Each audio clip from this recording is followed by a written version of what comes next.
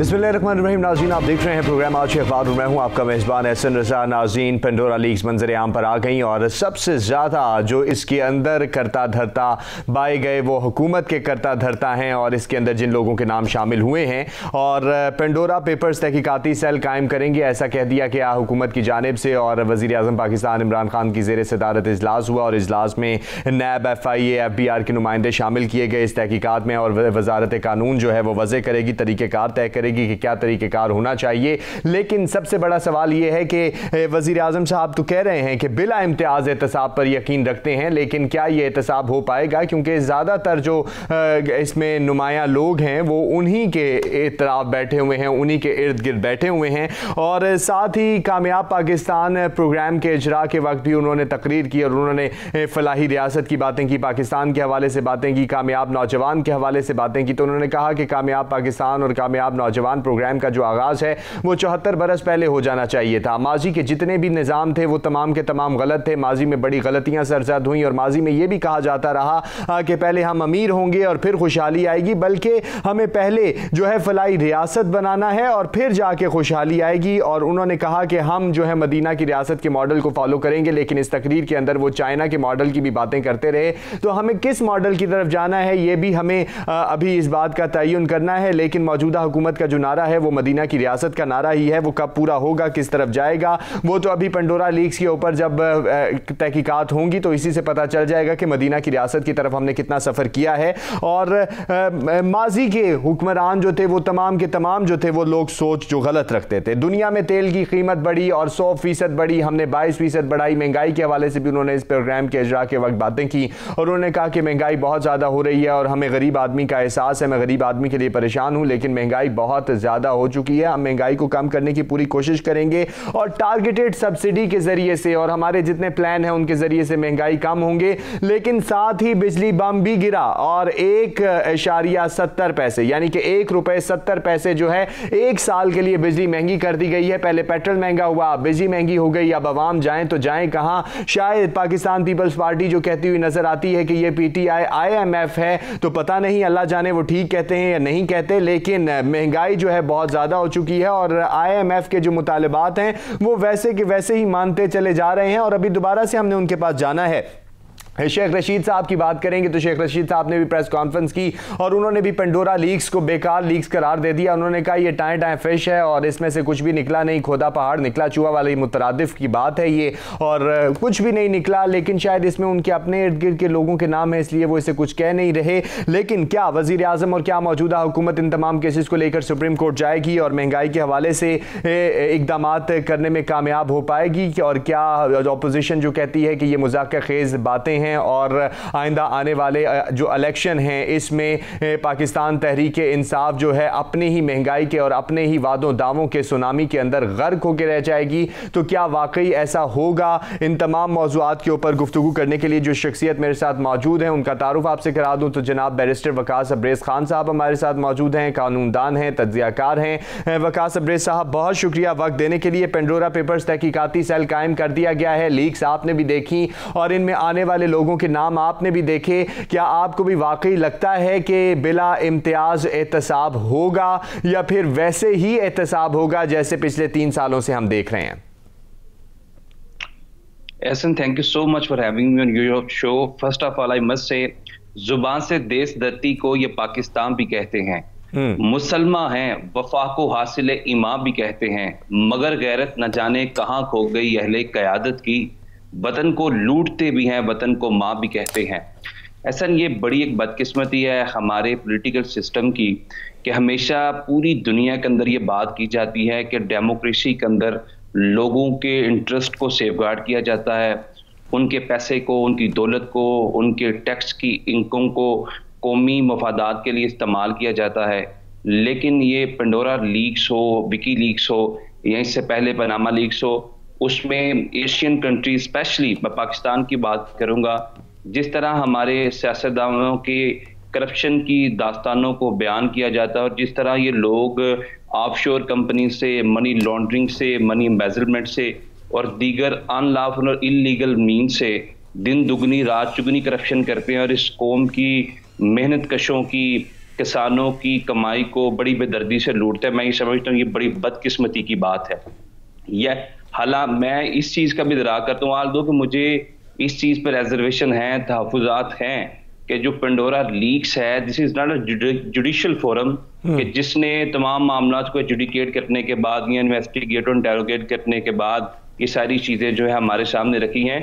लेकिन चूंकि हम माजी का एक्सपीरियंस देखते हैं, चाहे विकी लीक्स हो, चाहे पनामा लीक्स हो, या ये मौजूदा जो पेंडोरा लीक्स हो, मैं ये समझता हूँ ऐसा कि दुनिया के अंदर जितनी भी इंटेरोगेटिंग या इन्वेस्टिगेटिंग एजेंसीज हैं उनकी एक बड़ी रिस्पॉन्सिबिलिटी होती है कि वो तमाम तर तहकीकात, स्पेशली अथेंटिक तहकीकात करने के बाद इस तरह की रिपोर्ट शाया करते हैं। क्योंकि अगर आपकी तहकीकात, आपकी इन्वेस्टिगेशन ग्राउंड रियलिटी से मुतसादम या मुतजाद हो तो आप पे उन ममालिक के अंदर डेफामेटरी लॉज एप्लीकेबल होते हैं और आपको भारी भरकम जुर्माना भी किया जा सकता है कोर्ट ऑफ लॉ से।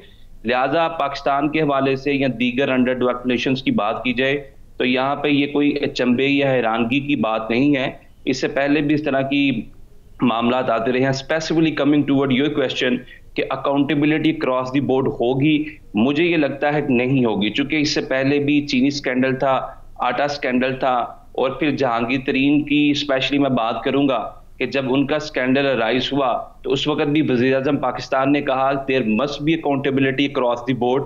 लेकिन आपने देखा कि हमारे मुल्क के अंदर, इस डेमोक्रेटिक कल्चर के अंदर, जब भी ऐसे लोगों के खिलाफ अकाउंटेबिलिटी के प्रोसेस को इन्विजिलेट किया जाता है, उसके बाद ये प्रेशर ग्रुप के तौर पे गवर्नमेंट को हरासा करते हैं, गवर्नमेंट के अगेंस्ट कैंपेन चलाते हैं। और मैं हमेशा ये बात करता हूं कि इत्तेहादियों की बैसाखियों पे खड़ी होने वाली पैरालाइज्ड गवर्नमेंट कभी भी ऐसी फिजा के अंदर अपना वजूद स्टैब्लिश नहीं कर पाती है, कायम नहीं रख सकती।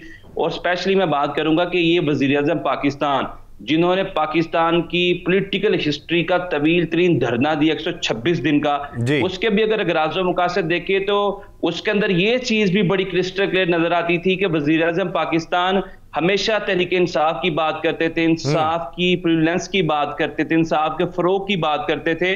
और हमारा आइन बड़ा क्लियर है इस बारे में, आर्टिकल 4 है, 5 है, 25 है, which says that there must be equality of citizen without any discrimination of caste, color, creed, status and designation। जो ये कहता है कि चाहे आपकी कबीना के लोगों के नाम आए या हिज़्बे इख्तिलाफ की पार्टीज के नाम आए, there must be accountability of every person without any discrimination। लेकिन ये बड़े अफसोस की बात है कि अगर नाम आए हुस्रो बख्तियार का, अगर नाम आए फैसल बाडा का, अगर नाम आए जहांगीर तरीन का, तो जिस तरह कबूतर बिल्ली को देख के आंखें बंद कर लेता है, आप इन तमाम इश्यूज पे अपनी आंखें बंद कर देते हो। आपने तमाम वज़रा के बयानात भी सुने होंगे, जिन अफराद के आप नाम ले रहे हैं, आपने जिन अफराद की निशानदेही की है वो तो उनके ऊपर तो पहले भी बहुत ज्यादा स्कैंडल्स रहे हैं और पिछले 3 सालों में यही देखा गया कि एक सीट से दूसरी सीट और दूसरी सीट से तीसरी सीट। लेकिन अभी जिन वज़रा के नाम आए हैं इसके अंदर इन्हीं अफराद के दोबारा भी नाम शामिल हुए हैं। लेकिन मजीद शौकत तरीन साहब का भी नाम आया, अब्दुल अलीम खान साहब का भी नाम आया। वो तो ये कहते हुए नजर आते हैं कि हमारी तमाम चीजें तो डिक्लेयर थी, हमारी ऑफशोर कंपनीज भी डिक्लेयर थी, हमारी हर चीज डिक्लेयर होती है और फिर उसको दोबारा आप उसके अंदर नाम दे देते हैं हमारा। देखिए, मैं ये समझता हूं कि मैंने जिस तरह पहले ये चीज आपकी गोशगुजार की कि इंटरनेशनल जितनी भी इन्वेस्टिगेटिव एजेंसीज है, they are working with a great responsibility.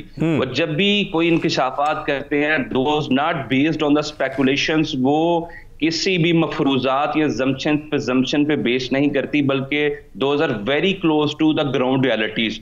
हलाई की ले तमीर करने की कोशिश नहीं की जाती, जिस तरह पाकिस्तान के अंदर सहाफत के अंदर या इन्वेस्टिगेटिंग एजेंसी जो है वो बेजान न्यूज को वो परवान चढ़ाते हैं। वो उनका एक बड़ा इंपॉर्टेंट किरदार है इंटरनेशनल लीग्स का। जो आपने बात की कि देखिए हमारे पाकिस्तान के अंदर स्पेशली हमारे पॉलिटिकल कल्चर के अंदर मैं ना मानूं की पॉलिसीज हो हमेशा से वेरी फर्स्ट डे से ऑप्ट की जाती है, वो कोई भी पॉलिटिकल पार्टी हो। जहां तक वज़ीर आज़म पाकिस्तान की इनकी कबीना की बात है तो ये तो यू टर्न लेने में बहुत बड़े मास्टर है। और जब भी इनसे कोई इस तरह का सवाल किया जाता है, जब यही वो प्राइम मिनिस्टर थे जो कंटेनर पे खड़े होकर ये बात करते थे, अगर आपके खिलाफ कोई करप्शन का, मनी लॉन्ड्रिंग का या मनी एम्बेजलमेंट का कोई इल्जाम है, कोई एक्विजिशन है, कोई एलिगेशन है, तो आप स्टेप डाउन करें, आप मुस्ताफी हो और फिर उसके बाद अपने आप को कोर्ट ऑफ लॉ में पेश करें ताकि आपका एहतसाब हो सके। तो आज जब इनके कबीना में बैठे हुए लोगों के इसके अंदर नाम आए हैं, मैं इसे समझता हूं कि एथिकली, मॉरली, पॉलिटिकली इनके अंदर इतनी करेज होनी चाहिए, बोल्डली और कर्जियसली इनको अपने मिनिस्टर्स को बोलना चाहिए कि वो स्टेप डाउन हो, वो अपनी वजारत को छोड़े and they must produce themselves before the court of law for the accountability. FIA है, FBI है, हमारी नैब है। क्या नैब आपने इसलिए एस्टेब्लिश की है कि अगर किसी आपके पॉलिटिकल अपोनेंट का नाम आए तो आप उसको अगले दिन ही उठा लें, उसको जेर हिरासत रख लें, उसको बिहाइंड द बार रखें। लेकिन जब आपके कबीना में बैठे हुए मिनिस्टर्स का नाम आए तो आप बोलें कि इन लीज का कुछ नहीं निकलेगा, इनकी जो रिपोर्ट्स हैं वो बोगस हैं, वो फटिशियस हैं, वो फ्रीवलेस हैं। There is need to think upon this. Especially prime minister of Pakistan का तो बड़ा क्रिस्टल क्लियर विजन था, जो हमेशा इंसाफ की प्रिविलेंस के लिए बात करते थे, डिस्पेंशन ऑफ जस्टिस की बात करते थे। और हमेशा एक एग्जांपल दी जाती है वज़ीर आज़म पाकिस्तान की तरफ कि नबी सल्लल्लाहु अलैहि वसल्लम ने फरमाया कि तुमसे पहली रियासत इसलिए बर्बाद हुई कि उनके यहाँ यह कल्चर था कि ताकतवर को वो कानून के शिकंजे में नहीं लाते थे और गरीब के अगेंस्ट कानून का शिकंजा टाइट कर देते थे। लेकिन हम यहाँ पे इंसाफ की तहरीक को प्रमोट करेंगे, but this is very unfortunate कि प्रैक्टिकली और प्रैक्टिकली इनकी स्टेटमेंट में और इनके एक्ट्स में बहुत डिफरेंस है। हाथी के दांत खाने की और दिखाने की और सही जो बातें और नारे और दावे वो करके आए थे गवर्नमेंट में, वो उसके बिल्कुल मुख्तलिफ जा रहे हैं। बैरिस्टर साहब यहाँ पर हम ब्रेक ले रहे हैं, नाज़रीन ब्रेक पर जा रहे हैं, वापस आएंगे तो जो सेल तहकीकाती सेल कायम किया गया है जिसके अंदर नैब है, FIA है, FBR है, इसके नुमाइंदे शामिल हैं और कानूनी तरीक़ेकार वज़े करने की बात की जा रही है, तो वो क्या हो सकते हैं, इस पर बात करेंगे, हमारे साथ रहिएगा। Welcome back. पंडोरा लीक्स के ऊपर तहकीकाती सेल कायम कर दिया गया है और वकास अब्रेज़ खान साहब हमारे साथ मौजूद हैं। बैरिस्टर वकास अब्रेज़ खान साहब से इसके ऊपर डिटेल में ज़रा बात कर लेते हैं। वकास अब्रेज़ खान साहब, नैब, FIA और FBR के नुमाइंदे जो हैं इसके अंदर शामिल किए गए हैं। नैब का जो किरदार है वो तो पहले ही बहुत ज़्यादा मुतनाज़े रहा है और अभी तो चेयरमैन नैब साहब की तकर्रुरी जो है वो भी मुतनाज़े हुई पड़ी है। तो इस तमाम सूरत हाल के अंदर ये भी कहा जा रहा है कि वजारत कानून जो है वो तरीक़ेकार वज़े करेगी, तो वो क्या क्या तरीक़ेकार हो सकते हैं, कानून क्या कहता है? देखिए जी, वज़ीर आज़म पाकिस्तान का ये इस्तकाक है कि वो कोई भी कमीशन, कोई भी सेल जो है वो क्रिएट कर सकते हैं for the purpose of investigation, interrogation, ताकि जो भी तहकीकात है इंटरनेशनली इसको नेशनली इसका जायजा लिया जा सके और हमारे तहकीकाती अदारे, चाहे वो नैब है, FIA है, FBR है, जिनकी ज्यूरिसडिक्शन बनती है वो अपनी ज्यूरिसडिक्शन के मुताबिक ये चीजें देख सके। लेकिन मैं ये समझता हूं कि ऐसे इश्यूज के हवाले से हम हमेशा ये बात करते हैं कि कानून के हाथ बहुत लंबे हैं, लेकिन गुज़िश्ता 3 सालों में अगर हम देखें कि कबीना के लोगों के नाम आते हैं या अपने करीबी लोगों के नाम आते हैं तो कानून के हाथ और इसके पांव दोनों ही बंदे नजर आते हैं। कानून के हाथ तो बहुत लंबे हैं बैरिस्टर साहब, कानून के हाथ तो बहुत लंबे हैं, लेकिन उसकी आंखों पे पट्टी भी है। जी, ऐसन कानून की आंखों पे पट्टी बंदी है, इसके पीछे मंतक ये थी कि इसे अपने पराए, अमीर, गरीब, काले, गोरे और कोई पॉलिटिकल अपोनेंट और कबीना में बैठे हुए लोगों के इम्तियाज और फर्क के बगैर अपने फैसले सादर करे। But this is very unfortunate. जो आपने जिस सेंस में बात की एरोनिक वे से, मैं ये समझता हूँ कि वाकई ही हमारे मुल्क के अंदर कानून की देवी की आंखों पे पट्टी इसलिए बंदी है कि अगर तुम्हारे सामने कोई मिनिस्टर आ जाए, कबीना में बैठा हुआ कोई शख्स आ जाए या प्राइम मिनिस्टर का मंजूर नजर आ जाए, तो आप बिल्कुल अपनी आंखें बंद कर लें, ना कानून की किताब की तरफ देखें, ना रूल ऑफ लॉ की तरफ देखें और उन लोगों को मुकम्मल तौर पे एग्जेम्प्ट कर दें। यहाँ पे मुझे शायर की वो सदा भी जो है वो मेरे जहन पे गूंजती है कि पहले मैं समझता था कि तुम ही दुनिया हो, अब ये समझ आया कि तुम भी दुनिया हो। ये प्राइम मिनिस्टर हमेशा ये बात करते थे कि जब मेरे लोगों के नाम इसके अंदर आएंगे तो मैं इनको ये नहीं कहूंगा कि आप जो है एहतसाब के लिए पेश हो, बल्कि मैं इनसे इस्तीफा लूंगा। सबसे पहले इनसे इस्तीफा लूंगा, इनको स्टेप डाउन करूंगा और फिर इनको कोर्ट्स के अंदर पेश करवाऊंगा ताकि इनकी सजा और जजा का फैसला किया जा सके।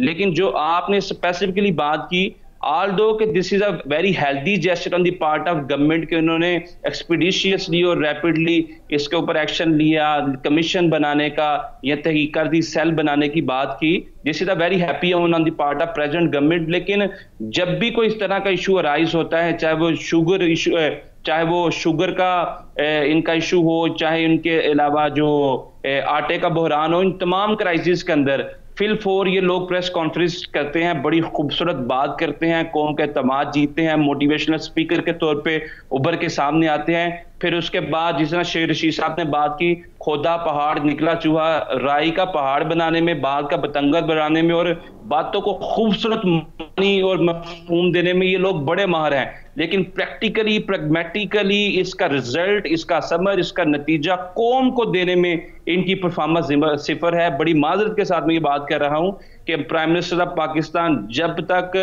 ये पाकिस्तान के अंदर निज़ाम अदल के अंदर रिफॉर्म्स नहीं लाएंगे, पुलिस के अंदर रिफॉर्म्स नहीं लाएंगे, हमारी तहकीकाती अदारों का कीबला दुरुस्त नहीं करेंगे, अकाउंटेबिलिटी के प्रोसेस को अक्रॉस द बोर्ड इंश्योर नहीं करेंगे, तब तक इनकी गवर्नमेंट कभी भी स्टेबल नहीं हो सकेगी। इनको आइंदा आने वाले इंतखाबात में बहुत ज्यादा नुकसान उठाना पड़ेगा, क्योंकि इनका तो सबसे बड़ा विजन और मोटो ही ये था कि जब हमारी गवर्नमेंट आएगी तो हम करप्शन फ्री पाकिस्तान देंगे, यहां से मनी लॉन्ड्रिंग, मनी एम्बेजलमेंट का कला कमा करेंगे। लेकिन इनकी हुकूमत के अंदर आप करप्शन की दास्तानों को देख लें, इंटरनेशनल रिपोर्ट्स मौजूद है, करप्शन तो पाकिस्तान के अंदर बढ़ी है, मनी लॉन्ड्रिंग तो बढ़ी है, यहाँ पे करप्ट प्रैक्टिसेस तो बढ़ी हैं। इनके अपने लोग जो इनके साथ बैठे हैं उनकी कारस्तानियां देखें, उनकी करप्शन की दास्तानें देखें। इस बहती गंगा के अंदर उन्होंने तो अपने हाथ धोए हैं, उन्होंने तो इस बहती गंगा को किसी भी तरीके से सेफ गार्ड करने की कोशिश की है।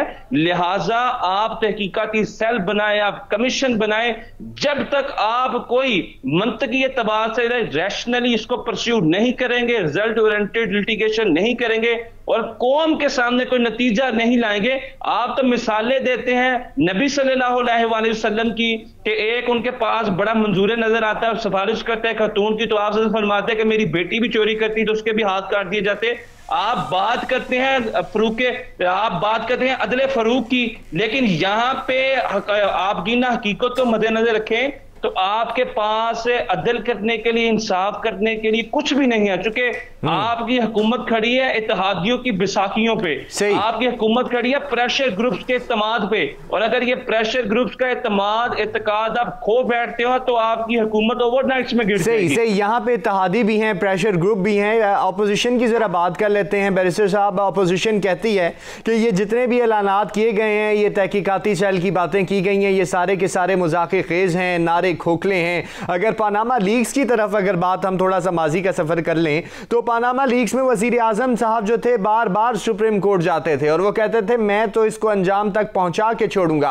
क्या वाकई इस दफा भी वजीर आजम साहब सुप्रीम कोर्ट का रुख करेंगे? मुझे लगता है कि वज़ीर आज़म पाकिस्तान सुप्रीम कोर्ट के आगे से गुजर जाएंगे, लेकिन सुप्रीम कोर्ट नहीं जाएंगे, क्योंकि इनके अपने लोग वहां पे रगड़े जाएंगे। इनके अपने लोग अगर वहां पे 62 और 63 के तहत डिस्क्वालीफाई होंगे तो ये लोग तो सादा अक्सरियत भी खो बैठेंगे। जो 51% इत्तेहादियों की बैसाखियों पे खड़ी हुई गवर्नमेंट है, अगर इनके अंदर से 10-15 लोग माइनस होते हैं तो इनकी गवर्नमेंट जो है वो तो जवाल पजीर होगी, इनकी गवर्नमेंट जो है वो तो डिस्पर्ज होगी। और वज़ीर आज़म पाकिस्तान तो किसी सूरत में ये नहीं चाहते, प्रैक्टिकली और प्रैग्मेटिकली इनकी अप्रोच देके वो तो कभी नहीं चाहेंगे कि ये सुप्रीम कोर्ट का दरवाजा खटखटाएं या हाई कोर्ट्स के अंदर जाएं या एफबीआर को हुक्म दें कि तहकीकात करे और इन लोगों को इनके ओहदों से हटाएं। अगर वो इस तरह का एक्शन लेते हैं तो मैं ये समझता हूं कि वो इंटरनेशनली अपने वजूद को मजीद ऑथेंटिकेट करेंगे। जो गुफ्तगू ये करते थे, जो विजन, जो माटो, जो एजेंडा और स्लोगन इन्होंने 126 दिन के तवील तरीन धरने के अंदर प्रेजेंट किया था, उसको साबित करने का यह वक्त है। बाहर निकले इन चीजों से, हलाई पुल बनाने की बजाय या हलाई किले तमीर करने की बजाय आप ग्राउंड रियलिटीज पे आके अवाम की तवक्कात को देखें। आप अवाम को 2 वक्त की रोटी नहीं दे सके, आप कीमतों की, आप अशिया खुर्दनोश की कीमतों की चीजों के अंदर डिक्रीज नहीं कर सके। एटलीस्ट जो निजाम इंसाफ है, जो अकाउंटेबिलिटी का प्रोसेस है, वो तो क्रॉस दी बोर्ड इंश्योर करें, लोगों को ये चीजें नजर आए कि अगर इंटरनेशनली चीजों की कीमतों में इजाफा हो रहा है, लेकिन हमारा प्राइम मिनिस्टर सादिक और अमीन है, और जो भी 62 के तहत अपनी सादिक और अमीन नहीं रहेगा, हु इज नो मोर सेक्जियस righteous and not Sadiq and Amin under Article 62 and 63 of Constitution of Pakistan, तो वो शख्स जो है वो डिस्क्वालीफाई होगा।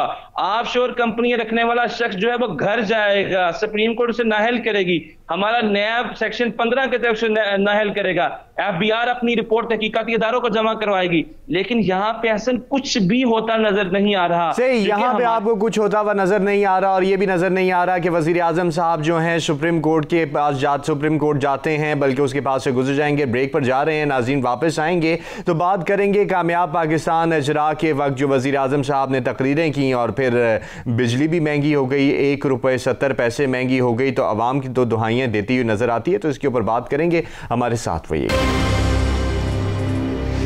वेलकम बैक जी। बात करेंगे वज़ीर आज़म पाकिस्तान इमरान खान साहब ने कामयाब पाकिस्तान प्रोग्राम का इजरा किया, और इजरा में कहा जी कि हमें बड़ा एहसास है गरीब का, महंगाई बहुत ज़्यादा हो गई है, गरीब के लिए काम करेंगे। गंदम, चीनी, पेट्रोलियम मसनूआत की कीमतें बाकी दुनिया में जो हैं 100% बढ़ी हैं, और हमने बड़ी एहतियात के साथ बढ़ाई हैं ताकि गरीब आदमी पर बोझ ना बढ़े। और इसी तरह उन्होंने बहुत सारी बातें और भी की हैं, और उन्होंने कहा कि माजी में जितने प्लान्स दिए गए वो तमाम के तमाम गलत थे। माजी के जितने भी हुक्मरान थे उनकी सोचें गलत थी। वो कहते थे जी पहले हम अमीर होंगे और फिर उसके बाद फलाई रियासत बनेगी, लेकिन पहले फलाई रियासत बनेगी और फिर उसके बाद जो है खुशहाली आएगी। ये वज़ीर आज़म पाकिस्तान इमरान खान साहब के बयानात हैं, अखबारों की ये शह सुर्खियां हैं। बैरिस्टर वकास अब्रेज खान साहब, आपसे मैं ये जानना चाहूँगा कि जब जब वज़ीर आज़म पाकिस्तान इमरान खान साहब ये बात करते हैं कि हम महंगाई के लिए, हमें गरीब आदमी का एहसास है, हम गरीब आदमी के लिए काम करेंगे, मामलात को देखेंगे, लेकिन होता यह है कि उसी के आगे थोड़ी देर के बाद अवाम को एक तोहफा दिया जाता है, जिस तरह कल भी यही हुआ। कामयाब पाकिस्तान प्रोग्राम के इजरा में वज़ीर आज़म साहब ने बहुत सारी बातें की, लेकिन उसके फौरी बाद जो है अवाम को तोहफा दिया गया, बिजली की कीमत जो है 1 साल के लिए ₹1.70 बढ़ा दी गई। ऐसा एक चम्मच दाल का, एक टुकड़ा नान का इम्तिहान रोज लेता है मेरे ईमान का। ये पाकिस्तान की अवाम को 2 वक्त की रोटी देने से कासिर हैं, बातें हमेशा बड़ी करते हैं, जब भी डिफरेंट फोरम से ये हदाफ करते हैं तो महंगाई के अंदर अवाम को मैसेज को रिलीफ देने की बातें की गई। लेकिन जो इंडिकेशन आपने की, निशानदेही की, एक तरफ इनका हदाफ किया जाता है, एज सून एज इनका हदाफ खत्म होता है उसके बाद फौरी ही, चाहे वो बिजली पे इनका हताब हो, वो वापडा के एहलकारों से हो, चाहे किसी भी फोरम पे हो, जिस डिपार्टमेंट से रिलेटेड ये बात करते हैं उसी डिपार्टमेंट के अंदर कोई तहलका गेज इंकशाफात होते हैं, कोई डेवलपमेंट होती है, और वो गरीब अवाम, किसान, हारी और एक आम ऑर्डिनरी सिटीजन उसके अंदर पिसता है। इन्होंने ग्रास रूट लेवल के अंदर डिफरेंस की बात की, नौजवानों को एम्पावर करने की बात की, तो इस हवाले से वाकई ही इनको राज तहसीन पेश करने की जरूरत है। जो 1 करोड़ नौकरियां इनकी तरफ से जनरेट की गई, बेरोजगारी का कला कमा किया गया, नौजवानों के अंदर उनको स्कॉलरशिप दी गई और एजुकेशन सेक्टर को बेहतर किया गया, नौजवानों की तरक्की की बात की गई, 2.5 करोड़ बच्चों को स्कूलों में वापस लाया गया। वाकई बड़ा जबरदस्त काम किया अगर 3 साल की इनकी प्रोग्रेस देखे। लेकिन अगर हम आपकी ना हकीकत को देखें तो ऐसे ना 1 करोड़ नौकरियां मिली, ना बेरोजगारी का खात्मा हुआ, बल्कि और बेरोजगार हो गए, इससे बदतर और अबतर हो गए। और बातें इनकी तरफ से बड़ी की जाती है, मोटिवेशन दी जाती है, घबराना नहीं इनका एक बड़ा फेमस डायलॉग है। लेकिन मैं ही समझता हूँ कि इस वक्त पेट्रोल की कीमतें बढ़ी, और कल जब मैंने सियालकोट से इस्लामाबाद का सफर किया तो मैं वाकई ही घबरा गया कि पेट्रोल वाकई ही पाकिस्तान के अंदर बहुत ज्यादा महंगा हो चुका है। लिहाजा इमरान खान साहब को जब ये बात करते थे धरने में कि अगर पेट्रोल की कीमतें बढ़ती हैं, डॉलर ऊपर जाता है, ऑयल प्राइसिंग बढ़ती हैं, तो हुक्मरान चोर हैं, डाकू हैं, लुटेरे हैं, सेल्फिश हैं, स्लगिश हैं, तो आज ये खुद कैसे अपने जो माजी के स्टेटमेंट को जस्टिफाई करेंगे? जब आज इन चीजों की कीमतें बढ़ती हैं तो कैसे ये इन्फ्लेशन को जस्टिफाई करेंगे? लेकिन इनके पास बहुत सारे पैंतरे हैं, बहुत सारी बातें हैं अवाम को कंट्रोल करने के लिए, तसल्ली तशफ़ी के लिए, लेकिन शायद ये समझने से कासिर है कि अवाम भी आपकी बात तब तक शायद सुने जब तक आप इम्पावर्ड हैं, जब तक आपके पास कुर्सी है। जब तक आपके पास वजारत उज़्मा है। सही। लेकिन जब आप जनरल इंतखाबात के अंदर अवाम की तहरीर पे आएंगे, फिर आपको मैं इसी जानिब आपके से जानना चाहूंगा कि अपोजिशन ये कहती हुई नजर आती है कि आइंदा आने वाले इंतखाबात में जो है इमरान खान साहब और पाकिस्तान तहरीक इंसाफ को जो महंगाई का सुनामी है और जो इनके वादे और नारे थे, वो जितनी भी बातें उन्होंने की वो सारी की सारी डबो देंगी। क्या आपको भी ऐसे ही लगता है? मुझे लगता है कि इनकी अपनी स्ट्रेटजी, इनकी अपनी पॉलिसीज, इनकी नाकामियां, इनकी ना तजुर्बाकारियां इनको खुद अपने सुनामी में बहा के ले जाएंगी। चूंकि ये गवर्नमेंट ना अपोजिशन के प्रेशर से गिरेगी, ना अपोजिशन की वजह से कम वोट्स मिलेगी। इनकी अपनी परफॉर्मेंस बहुत ज्यादा मैटर करती है। कंटोनमेंट बोर्ड के इंतखाबात में देखिए इनके साथ क्या हुआ, आप बाई इलेक्शंस के अंदर देखिए इनके साथ क्या हुआ। अगर ये गवर्नमेंट डिलीवर करती तो रियासत की पूरी मशीनरी, पूरे पाकिस्तान को इस चीज के दराक है कि गुज़िश्ता 73 सालों में हमारे पॉलिटिकल कल्चर के अंदर, बाई इलेक्शंस के अंदर सही तो अगर वो डिलीवर कर पाती तो कामयाब रहते। लेकिन देखना यह है कि कितने ज्यादा इनको चैलेंजेस का सामना करना पड़ सकता है, क्योंकि आइंदा आने वाले इलेक्शन में ही आवाम ने फैसला करना है कि वो किसको चुनती है। पाकिस्तान जिंदाबाद। अल्लाह हाफ़िज़।